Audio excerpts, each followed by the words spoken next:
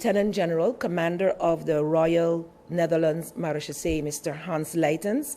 He, as well as his regional commander, visited my office with policy advisors together with Minister of Justice, Mr. Egbert Duran, and the Secretary General of the Justice Ministry, Mr. Russell. Together with government, we were given a breakdown of the role that the Marechaussee plays within the region, and in particular, their role on St. Martin, which mainly involves border control and combating human trafficking and human smuggling.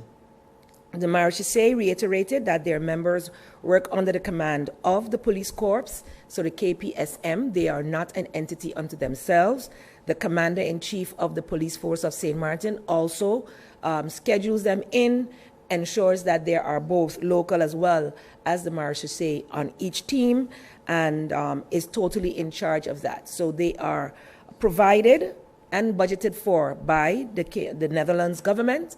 However, they take their orders from the KPSM and are there as a source of assistance for us.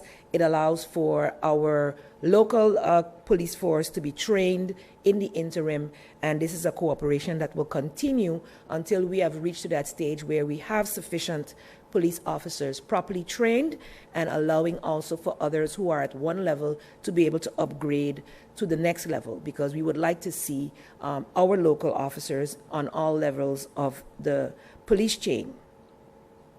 Also, they are providing assistance to immigration and customs, and trainings have also taken place in this regard because that's not their official capacity that they carry out. There are, I believe, I don't want to say a wrong number, but the number that is here is consistent. They spend from 1 to 3 years on the island, and they are going through also, we were assured, some type of acculturation process before coming to St. Martin. We did air our concerns that maybe more acculturation training should occur once they get to the island, and it should remain consistent that the cultural differences are understood between the Society of St. Martin and the one that they are used to. We would like to thank them for their continued support of the justice chain as we grow and become even more self-sufficient in the years to come. The NRPB, the National Recovery Program Bureau, met with myself as well as a delegation, Mr. Claret Connor, and the core project managers, as well as the legal advisor, on Monday updated myself as Prime Minister on projects that are being financed by the St. Martin Trust Fund. As the NRPB falls under my responsibility as Minister of General Affairs, the NRPB provides me with regular reports on a monthly basis. By the 15th of every month, we get an updated report, and after receiving that report, I felt it necessary to have some discussions with them, especially seeing some of the concerns that had come forth upon my discussion with the EOC. A little more about that in the next segment. During Monday's meeting, we particularly focused on the support the Trust Fund is giving to emergency services, such as the fire department and the police stations. One of the updates also mentioned the additional equipment for the fire department is actually on its way at this moment. It is expected that fire suits, which were financed by the Trust Fund, should arrive at any day, as well as safety shoes in the coming weeks. Through the Emergency Projects 1, ERP1, the Trust Fund will continue to provide much-needed support to the fire department, including specialized equipment, new fire trucks and ambulances, and a necessary extension of the Emergency Operating Center, which will be at the fire department currently. So that will be an expansion of the building. Currently, the fire department is undergoing its repairs, and it was actually the expansion and the other repairs that were funded through the Trust Fund were actually supposed to start this month as well, but in order to not have that overlap, they're allowing the fire department, SOG, which is in charge, to carry out its planned repairs, and then the project will continue with what has been funded via the Trust Fund. The police stations in Phillipsburg and Simpson Bay have also been updated, or is currently working on phase 2. of the repair program, Phase 1 included the roof and other emergency repairs, as well as the installation of windows and doors and hurricane shutters. The work in Phase 2 includes additional upgrades and repairs to improve the working conditions of our police force, and that will follow. So 1 is completed and 2 is being worked on. For the general public, for more information on what is actually taking place with the trust fund via the NRPB, I encourage you to visit the NRPB's website, www.nrpbsxm.org. That is www.nrpbsxm.org, and follow the NRPB on Facebook.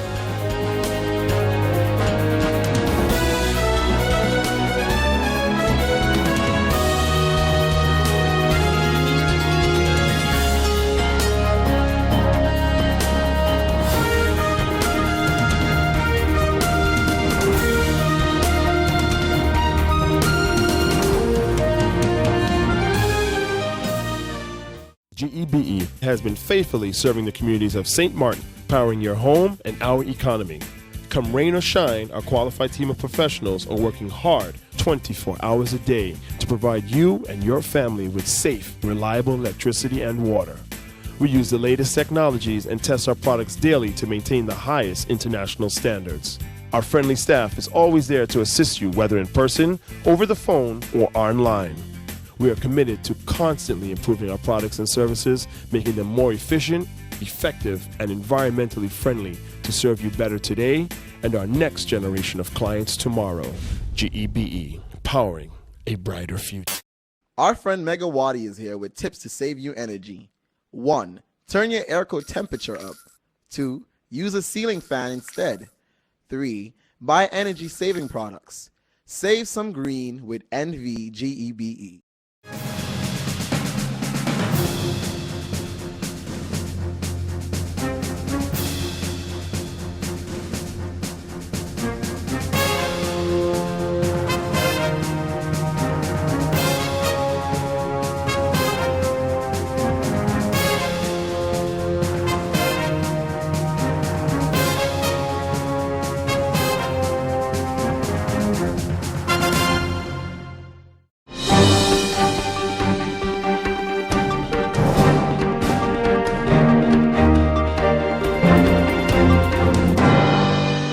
The Ministry of VSR finalized information sessions about a home repair program 2020. From January the 4th to January the 8th, local residents whose homes are still in need of repairs were invited to come out and to register in the different districts in the continuation of the home repair program. The first question we got as Consumers Coalition coordinators is what happened with the persons who registered for the home repair program after Hurricane Irma. How many of these registered residents got their homes repaired? The second question we got is how many new registrations for home repair in this 2020 campaign have been added to the list of the Ministry of ASR? And the third question, what is the quality of the home repair that took place since the home repair program started after Hurricane Irma? To answer the first question, how many homes were repaired by government, we went into the report of the Ombudsman. The Ombudsman concluded that only 14 homes were repaired by government. The Ministry of Romy did conclude a roof home repair pilot program in 2018, that's what we read, whereby 7 homes were repaired. The cost involved was approximately 350,000 guilders, more or less 50,000 guilders per home. The Ministry of ASR also started a pilot program to repair 14 homes, of which 7 have been completed to date. That is what we read in the report. So this program is now presently being executed under the NRPB, the National Recovery Program Bureau. As previously mentioned, we read in the report, the roof repair program, which was initially coordinated by the Ministry of ESA, has been expanded to a home repair program and is presently being executed by the NRPB, National Recovery Program Bureau. The main criteria established by government to become eligible for the program remained the same. The goal of the program is to repair 150 to 200 homes. The social and technical assessments were currently in process. That's what we read in the report of the Ombudsman, which was issued last year. Now, the new hospital construction was redesigned to resist a Category 5 plus hurricane. How the social homes for the people have to be constructed to be hurricane and earthquake proof. When this new hurricane and earthquake resistant building code has been approved. On the campaign trail, we heard one politician speaking about construction of 1,000 new homes, but no word about the building code. No program from VROMI or from the government yet to build back better and stronger the 13 to 15,000 homes structurally damaged by Hurricane Irma. These figures are not from us. These are the figures that we have calculated based on the information in the NRPB report that was prepared by the World Bank and the government of St. Martin. Now, there are some serious complaints that have reached our Consumer Coalition about the quality of the home repair program of the NRPB. Today, we will show you one of the homes of a senior citizen that came to speak out against this home repair program provided by the NRPB and the World Bank. Everyone who has a complaint about the quality of the home repair can contact our Consumer Coalition so that together with our legal advisor Cormerx, we will address your individual complaint.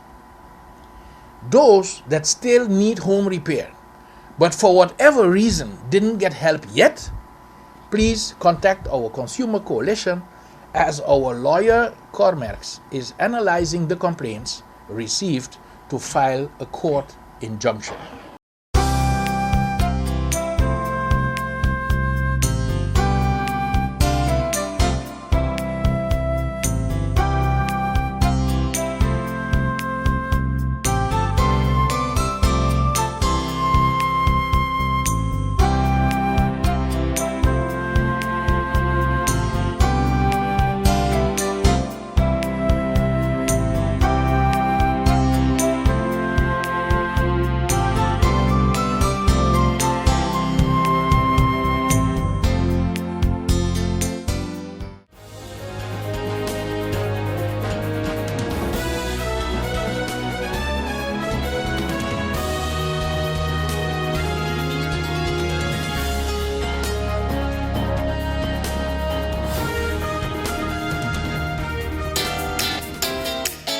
Make use of WIB mobile banking with easy access and direct usage of face recognition,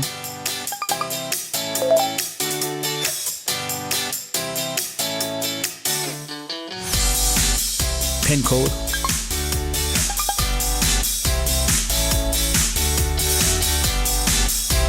or fingerprint. Download WIB mobile banking app and make your transaction from anywhere at any time. For more information, visit wib-bank.net/quick-login.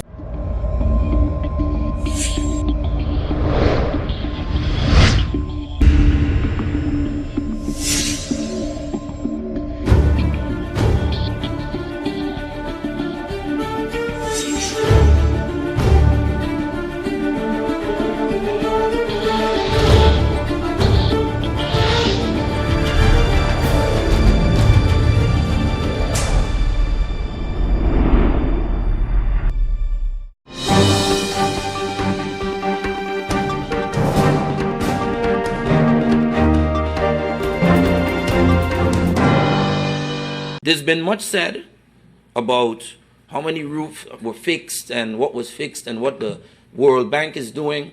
I would like an update from the minister if he can. What is the actual number of roofs repaired over the last 2 years by government? Not Red Cross, not no one else. What has the government over the last 2 years since Irma, or let's say since Irma, what has the government achieved in terms of repairing people's homes? Because funds were supposed to be made available. I know for a fact a plan was in place to get it done. Hasn't been done. So I would like to know today, okay, a lot of this can't fall, of course, on the minister before us, but I think past ministers have to be accountable for why this has not taken place after all this time. Mr. Chairman, I am not surprised, not one bit, that the Housing Foundation is not here. And equally, like my colleague, Mr. Bryson, said, I won't hold my breath either if they don't show up when they say they will come the 30th, because we have been trying to get the Housing Foundation in Parliament for a number of times. Like he made mention, not once, not twice, but 3 times. We have been trying to get them in Parliament. And you know, these are some of the things that we need to look at, because rightfully so, they don't have to answer to Parliament given the makeup of the foundation. And I know this meeting was called by my colleagues in terms of repairs and the status and the update, Mr. Chairman. However, I want to springboard right into the manner in which the Housing Foundation treats people. I don't know, Mr. Chairman, if the Honorable Minister is familiar with this. I don't know if anyone is familiar with this. Minister, you are still the Minister of Housing now. You have a connection and a responsibility to everyone that's living in Belvedere that was promised, especially the duplexes to be sold to them, not once, not twice, not 3 times, not 4 times. From 2004, 2008, 2010, the promises was made that the duplexes will be sold to them. You have a responsibility, and I am saying nothing is going to change with the current makeup of the Housing Foundation as it is right now. The government needs to pull away from the Housing Foundation and charter a new course in taking care and upholding the promises that was made to the residents of Belvedere, and especially those that was promised the duplexes, and I would go as far and extend it to the houses that run in the chain. Let me explain to you why. In my hand it says St. Martin Housing Development Foundation, sales of duplex homes at Belvedere. St. Martin Housing Development Foundation, making it happen, and nothing is happening. I go in and I would bypass the introduction, first paragraph, second paragraph, and I would go to the third paragraph where it says, after completion of the construction, the island government of St. Martin transferred the ownership of 474 houses to the St. Martin Housing Development Foundation that assumed the responsibility in the management of these homes. Ever since the St. Martin Housing Development Foundation took over the 474 houses in Belvedere, it was experienced that the duplex houses are better suitable to be owned than to be rented out. It's not me saying it. It's not one member of parliament here saying it. It's not the government saying it. It's the St. Martin Housing Development Foundation saying it.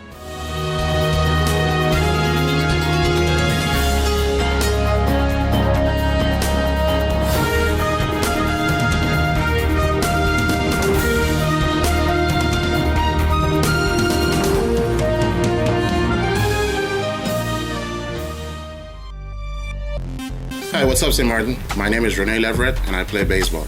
And I've represented St. Martin in numerous international tournaments and professionally around the world. Sports matters to me because it reveals and develops character. So I challenge the business community to step up for sports and help us rebuild and repair our facilities. I also ask the community to nominate local businesses in your area to take the challenge and step up for sports. Because hashtag sports matters, hashtag are you in?